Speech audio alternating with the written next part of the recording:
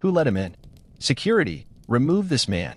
My sister Caroline screamed, her white veil trembling as she pointed at me. The church fell silent, 200 guests turning to stare as I stood in the center aisle, manila envelope clutched in my sweaty hand.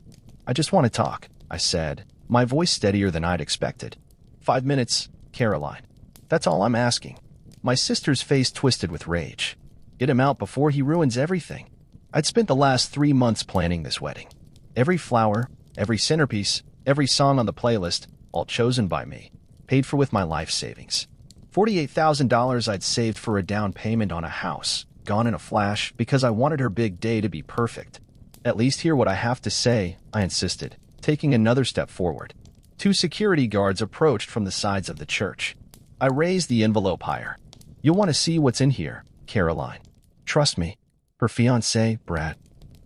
Tall, blonde, and looking like he'd stepped out of a Brooks Brothers catalog, whispered something in her ear. Caroline hesitated, then nodded sharply. Fine. 5 minutes, Jason. Then you leave, and we never speak again. The security guard stopped at her gesture, hovering nearby as I walked toward the altar.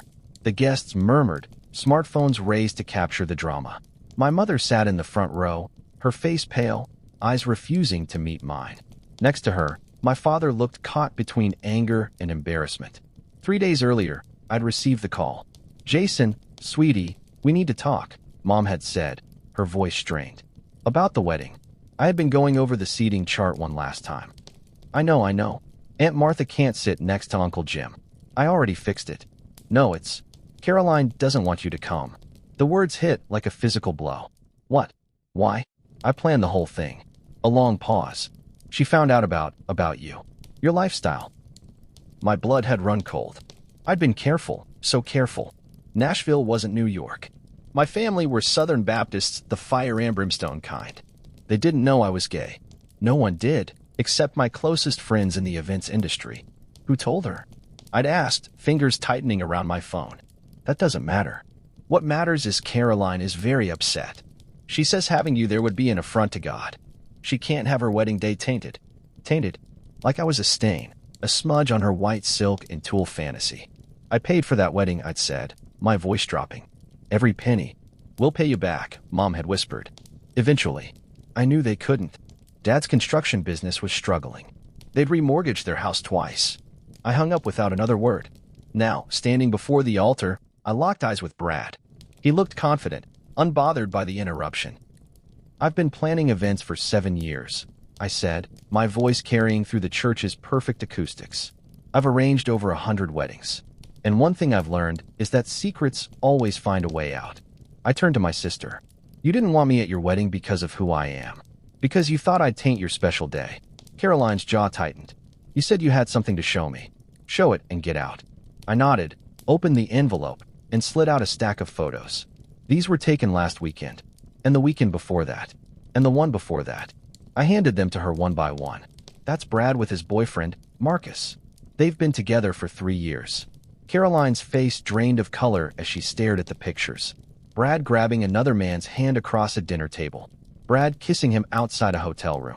Brad and the same man embracing on a balcony, the Nashville skyline behind them. That's not. Brad stammered, his confident facade crumbling. His name is Marcus Diaz, I said evenly. He's a flight attendant based out of Atlanta. Brad sees him whenever he's supposedly on business trips. They have matching watches. I pointed to the gold Rolex on Brad's wrist. He bought them for your 1-year anniversary, didn't he, Brad? Only not yours and Caroline's. The church erupted in gasps and whispers. My mother covered her mouth. My father stood up, face reddening. This is outrageous. Brad finally managed, reaching for the photos. I pulled them back. There's more. Receipts for jewelry you never received, Caroline. Hotel bills. Texts where he talks about you. I turned to the guests. He calls her his meal ticket. Says her family connections will help his law career. Says he can't stand her voice, but likes her trust fund. Caroline's maid of honor put an arm around her as she swayed. You're lying, my sister hissed, but her voice lacked conviction. Check his phone, I suggested. The one he keeps locked. Password is Marcus's birthday. 0217. Brad lunged for me, but the security guards, who had been listening with increasing interest, caught him by the arms. Let go of me. He's making this up. Brad struggled against their grip. One of Caroline's bridesmaids, her college roommate Jessica, stepped forward. Caroline, she said quietly, I tried to tell you last month. I saw him with someone in Chattanooga. You wouldn't listen. The entire wedding party seemed to freeze in a macabre tableau. Caroline stared at the photos in her hands, then at Brad, then at me. How did you find out? She whispered. Chris and I were at Emmett's for dinner 2 weeks ago. Chris. Caroline's voice was hollow. My boyfriend, I said, the words feeling strange and terrifying, but somehow liberating in the echoing church. Brad and Marcus were at the next table. Brad didn't notice us, too busy playing footsie. I took a step closer to my sister, lowering my voice. You cut me out of your life because of who I love, but at least I'm honest about it. At least I don't lie and cheat and steal. Caroline's shoulders began to shake. Tears streaked her carefully applied makeup. Get out, she said, but she wasn't looking at me. She was looking at Brad. He shook his head, panic in his eyes. Babe, he's obviously making this up. He's jealous. He's trying to ruin Caroline through the photos at him. Get out, she screamed, her voice breaking. Brad looked around desperately, finding no allies in the shocked faces surrounding him. He yanked free from the security guards and stormed down the aisle, pausing only to glare at me. You'll regret this, he hissed as he passed. I didn't bother responding. What could he do to me that hadn't already been done? The church descended into chaos. Guests stood, talking loudly. Some began to leave. Caroline collapsed into her maid of honor's arms, sobbing. My father approached me, face ashen. Is it true? All of it? He asked. I nodded. Every word. He looked at me for a long moment, then at Caroline. Without another word, he walked past me, down the aisle, and out of the church. My mother remained seated, staring straight ahead as if in shock. I wanted to go to her, to explain, but what was there to say? I'd saved Caroline from marrying a man who was using her, but I'd also forever changed how my family saw me. Jessica approached me, still in her lavender bridesmaid dress. You should know, she said quietly. Brad's been borrowing money from Caroline. Lots of it. Said it was for a surprise honeymoon, but it was for Marcus, I finished. I wasn't surprised. I'd remortgage my condo to pay for this wedding, wanting to give Caroline the perfect day, hoping somehow it would bridge the gap between us, make my eventual coming out easier. Now I'd never get that money back. I stood alone in the middle of the chaos I'd created, feeling strangely empty. This wasn't how I'd imagined coming out to my family. I'd pictured something quiet, supportive, naive as that might have been. Across the church, I noticed my cousin Taylor watching me. She'd always been the family rebel, with her tattoos and progressive politics. Slowly, she raised her hand in a small salute. I returned it, grateful for that tiny signal of support. An hour later, I sat alone in my car in the church parking lot, watching as the last guests departed. The wedding planner, who'd taken over after Caroline banned me, was directing staff to remove the flowers and decorations. All that money, all that work, wasted. My phone buzzed with a text from Chris. How did it go? Are you okay? Before I could respond, there was a tap on my window. Caroline stood there, still in her wedding dress, makeup smeared, eyes red and swollen. I hesitated, then rolled down the window. Can I get in? She asked, her voice hoarse. I unlocked the door. She climbed into the passenger seat awkwardly, yards of white satin billowing around her. For a long minute, neither of us spoke. Why didn't you tell me? She finally asked. About you.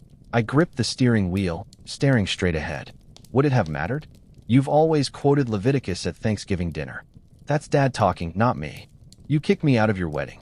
She looked down at her hands, twisting her engagement ring. I panicked. Mom told me she found stuff on your laptop. Pictures. I didn't know what to think. My stomach clenched. So that's how they'd found out. Mom had been borrowing my laptop when hers crashed. Brad said it was sick, that you'd try to corrupt the wedding somehow. Caroline's voice broke. I was stupid. So stupid. Yes, you were, I said, unable to keep the bitterness from my voice. And cruel. She nodded, tears falling again. I know. I'm sorry. Another silence stretched between us, filled with years of things unsaid. How long have you and Chris been together? She asked eventually. 2 years. Her head snapped up. 2 years? And you never said anything? To who, Caroline? Mom? Dad? You? The people who think I'm going to hell? Is he good to you? The unexpected question caught me off guard. Yes, I said softly. He's the best thing that ever happened to me. She nodded again, staring out the windshield. I want to meet him sometime. If that's okay. I didn't respond. It was too soon, too raw. I wasn't ready to forgive and forget. What Brad said as he left, Caroline continued. About you regretting this. Be careful, okay? He's vindictive. I can handle Brad. There's something else you should know. She hesitated. He's been talking to Dad about investing in some scheme. Something about cryptocurrency. Dad's already put in $20,000. I closed my eyes. Of course he had. Dad always fell for get-rich-quick opportunities. I'll talk to Dad, I said, though I wasn't sure he'd listen to me now. Caroline reached over and squeezed my hand. I didn't pull away, but I didn't squeeze back either. I'm sorry, she said again. For everything. As she left the car, she turned back. By the way, the flowers were beautiful. The whole thing was. Thank you for that, at least. I watched her walk back toward the church, a lonely figure in white. Then I texted Chris back. It's complicated. Coming home now. When I arrived at our apartment, Chris was waiting with takeout and a bottle of whiskey. I fell into his arms and told him everything. The confrontation, Caroline's reaction, my parents' silence. So what happens now? He asked, holding me close on our couch. I don't know. I'm still processing the fact that I just came out to my entire extended family, the congregation, and half of Nashville society. Chris poured us each 2 fingers of whiskey. To ripping off the Band-Aid. I clinked my glass against his. To freedom, I guess. The next morning, I awoke to dozens of missed calls and texts. Some were supportive, cousins, friends, even a few wedding guests I barely knew. Others were scathing, calling me selfish for ruining Caroline's day, regardless of Brad's deception. My phone rang again. Uncle Robert, my father's brother. I almost declined but decided to answer. Jason. His voice was gruff as always. That took guts, what you did yesterday. I sat up straighter. Uncle Robert was an elder in the church, deeply conservative. Thanks, I said cautiously. Your Aunt Patricia and I have been talking. We don't pretend to understand your situation. But what that man was doing to Caroline was wrong. And what they did to you, your parents, Caroline, that wasn't right either. I didn't know what to say. Family's family, he continued. You come to Sunday dinner next week. Bring Chris. If anyone has a problem with it, they can take it up with me. Tears sprang to my eyes. Thank you, Uncle Robert. Don't thank me. Just show up. Patricia's making her roast. As I hung up, Chris came in with coffee. I told him about the invitation. Are we going? He asked, surprise evident in his voice. I thought about it. Yes, I think we are. The doorbell rang. Chris went to answer it and returned looking confused, followed by my sister. Caroline had changed into jeans and a sweatshirt, her hair pulled back, face bare of makeup. She looked younger, vulnerable. I went to Dad's, she said without preamble. Tried to convince him about the crypto scam. He wouldn't listen. She placed a check on the coffee table. It's not all of it, but it's what I can afford right now. For the wedding. I stared at the check. $20,000. Where did you get this? I sold the engagement ring this morning. And some other things Brad gave me. She glanced at Chris, who was hovering uncertainly in the doorway. You must be Chris. I'm Caroline, the awful sister. Chris gave a small smile. Jason's told me a lot about you. All bad, I'm sure. She turned back to me. Uncle Robert called. Said you're coming to Sunday dinner. I nodded. Good. I'll be there too. She hesitated. Mom's staying with Aunt Patricia. She and Dad had a huge fight last night. About you, about Brad, about everything. I felt a pang of guilt, quickly followed by anger. I didn't ask for any of this. I know, but it's happening anyway. Caroline ran a hand through her hair.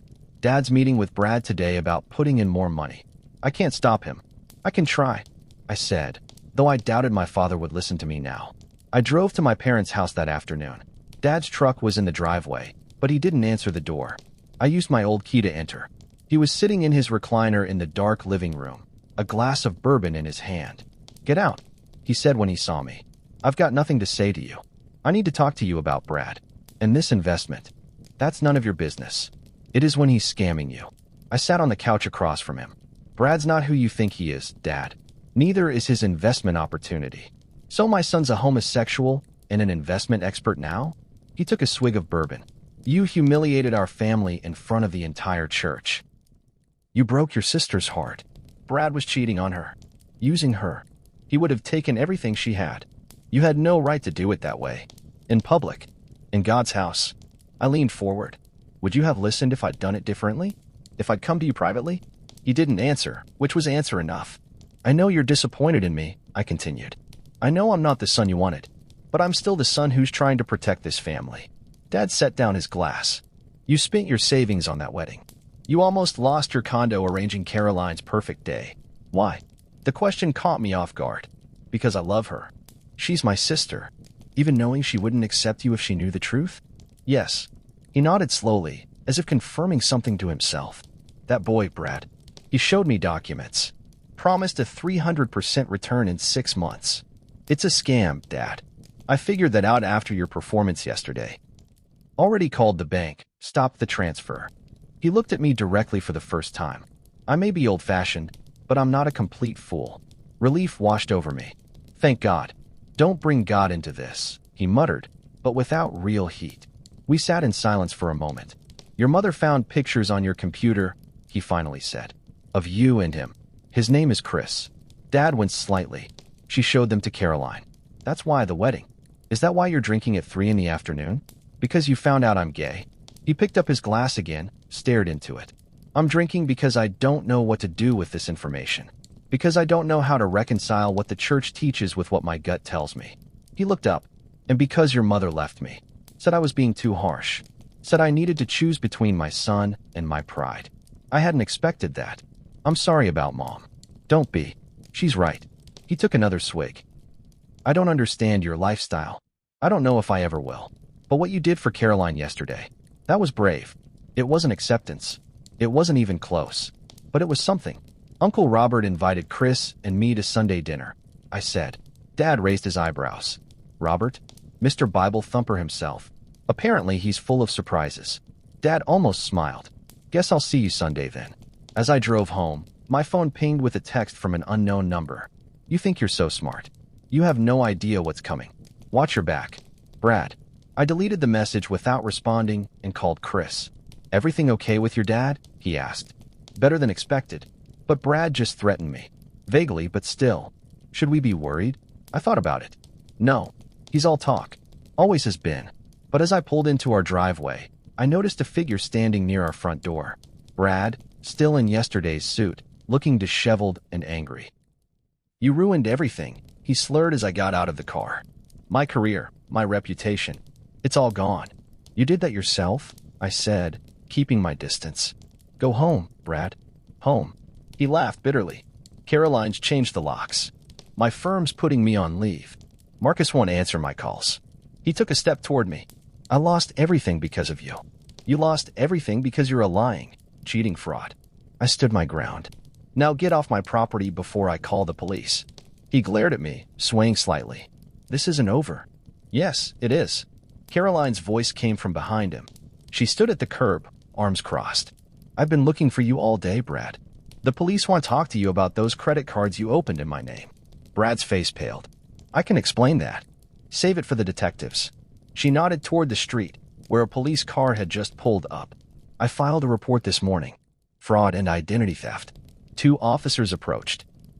Brad looked from them to Caroline to me, panic in his eyes. You set me up, he hissed at me. No, I said calmly. You set yourself up. I just closed the trap. As the police led Brad away, Caroline came to stand beside me. How did you know he'd be here? I asked. I didn't. I was coming to see you. The police called saying they'd found him, and I remembered your address. She watched the police car drive away. He took out 3 credit cards in my name. Racked up over $30,000 in debt. Jesus, Caroline. Yeah, she hugged herself. Yes, we both dodged a bullet. She glanced at me. Thank you. For saving me from him. Even if your timing could have been better. I laughed despite everything. Sorry about that. No, you're not. She smiled slightly. And you shouldn't be.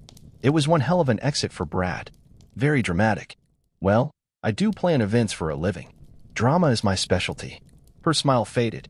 Do you think you can ever forgive me? For how I reacted when I found out about you. I thought about it. I don't know. Maybe. With time. Fair enough. She hesitated. Is Chris home? I'd like to meet him. Properly this time. He is. I led her toward the front door.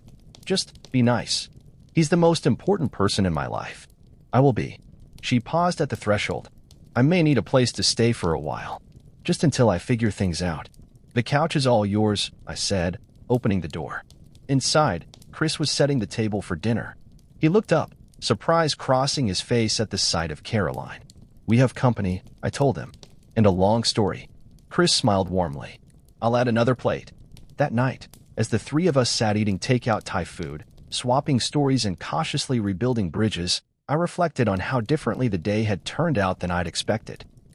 I'd crashed a wedding, exposed a fraud, come out to my entire family, potentially lost my parents, definitely lost a fortune, and gained, what? A fragile new beginning? A chance at honesty? It wasn't perfect. It wasn't even good, really. But it was real. And after years of hiding, of planning other people's perfect moments while concealing my own truth, real felt like a gift. Caroline caught my eye across the table and raised her glass in a silent toast. I returned the gesture, feeling something like hope for the first time in days. Let me know your thoughts in the comments below.